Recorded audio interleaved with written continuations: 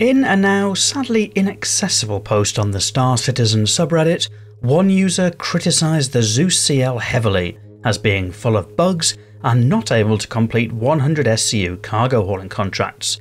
Naturally, as somebody who regularly completes medium hauling contracts with the Zeus CL, it seemed fitting to jump to the defence of this ship, but perhaps it might make an interesting expose for a video. I'm Farrister, and this video talks about some of the drawbacks of the Zeus CL, but also some of the strengths. It's a ship that I personally fly regularly, somewhat unexpectedly, and whilst it does have its share of issues, it's still a mainstay in my personal fleet. This video is aiming to be an honest viewpoint of personal experience from somebody who flies the ship regularly. So the first is a bit of a point of order or clarification perhaps. In my personal experience, I'm yet to encounter a medium hauling contract that the Zeus CL can't handle, but to do so in many cases requires going off-grid. The nub of the issue is the cargo grid.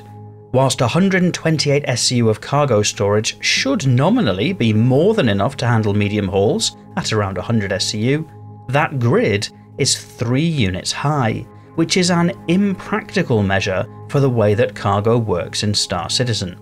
Any box larger than 4 SCU is a 2 units high box, and therefore the Zeus CL can only stack 1 of those double height boxes vertically.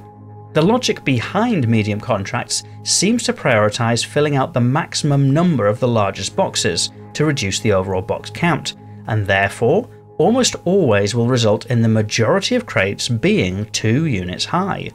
The cargo grid is also 5 units wide, and the odd unit above and below basically means that of 128 SCU potential storage, only about half of it is realistically usable for larger crate sizes. But by going off-grid, this problem is largely solved for the case of medium contracts. It becomes feasible to use the entire width of the cargo bay more effectively, and, in addition, there is a space at the back for another 8 SCU or so on either side of the doorway. It doesn't solve the wasted vertical grid space, but does mean that it's feasible to drop in upwards of 100 SCU of crates by ignoring the grid, and that's enough for completing most, if not all, medium contracts. The wasted space is a shame. It's a legitimate criticism of the ship. Not to mention, anybody trying to fill the cargo grid manually will attest that it's an awful experience trying to get things to snap in such a tight space.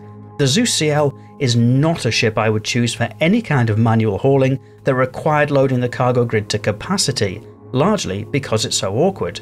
But medium cargo hauling contracts don't require that, and so the Zeus CL is actually a pretty good choice for that. One reason so is that the ship can be flown from the co-pilot seat, which can also control the doors and the tractor beam at the back. So for a single pilot, from a single seat, they are able to load up cargo, close the doors, fly to the destination, open the doors and unload the cargo, potentially without leaving the seat once. Granted, it's a minor convenience, but as many players often chain together multiple hauling contracts, those minor conveniences add up. Additionally, it's much easier to leave the ship when the cargo bay is full, owing to the inclusion of a ladder. Contrast that to the C1, which was mentioned in the original Reddit post, which can't do all of that from a single chair, nor is it possible to leave the ship when the cargo bay is filled up to include off-grid storage. Don't get me wrong, I still personally love the C1, it's also in my fleet, but for medium hauling contracts, I choose the Zeus CL over it. There are some other legitimate criticisms of the Zeus CL, such as the lip at the top of the cargo ramp making it difficult to load the bay fully. That's especially concerning for players hoping to load up taller ground vehicles or for those looking to maximise the onboard cargo grid.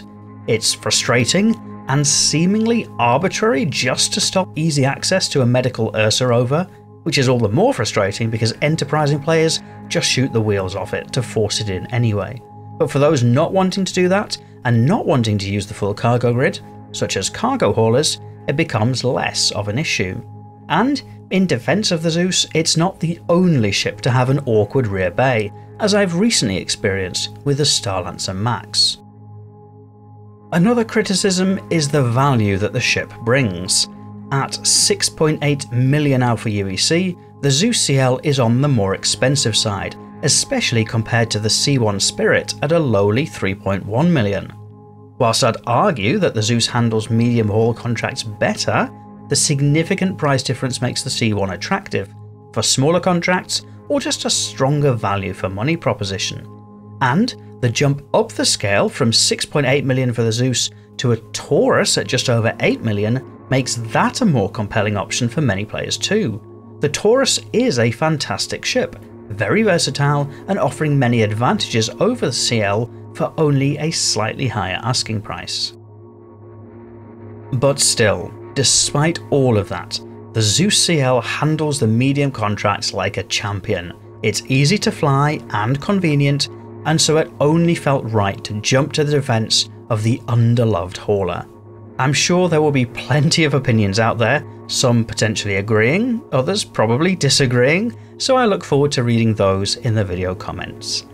As always, if you're not yet subscribed to the channel but would like YouTube to show you more videos like this, then you might want to press that button, and if you thought this video was interesting, then pressing the like button will give me the prompt to make more videos like this in future.